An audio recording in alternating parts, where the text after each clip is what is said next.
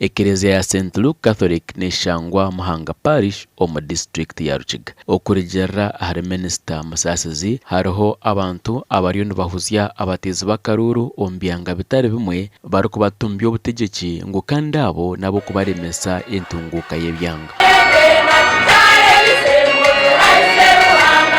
Campaign bulija kwikatuze mu campaign hatiya mureke abebembeza abanyabumwe n'obwire mubaha akanya babakolere. Musasizi yayongera yashaba abakristu kwejumbera omu ntebe y'ekanisa za gavumenti ez'entunguka okukira munonga eya Parish Development Model. Rero tukabatera heshaho eyi bareta Parish Development Model buri mu rukagwena mu Uganda turenda kwa turabahereza miliyoni 100 buri mwaka.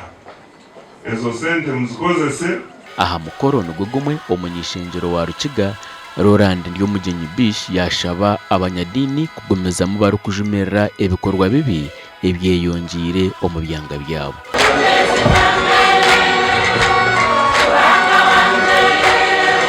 Nchotera rugiusinga kuraimu, nchotera rugiusinga obushuma, nchotera rugiusinga obuli bw'enguzi abantu babarekana mukama.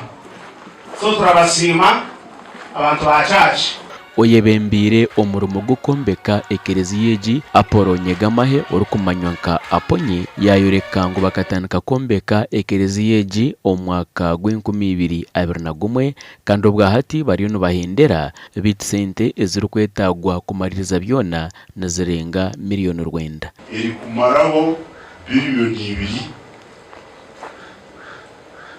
na miliyoni 35 tubaze kushashuraho biliyoni 1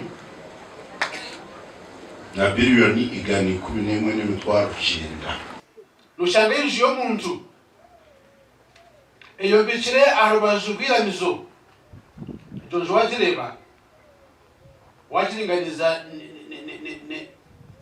nira mizo nyinga na hekalu ya Ruhanga n'inzu ya Ruhanga ushanga enjo y'omuntu nikiza istinywa iramizo. aha mukoro ogwo sente zirikwingana miliyoni 298 nizo zashorezebwa kuheraho aha murumo gukombeka. Gashakwa Job Namanya Apori.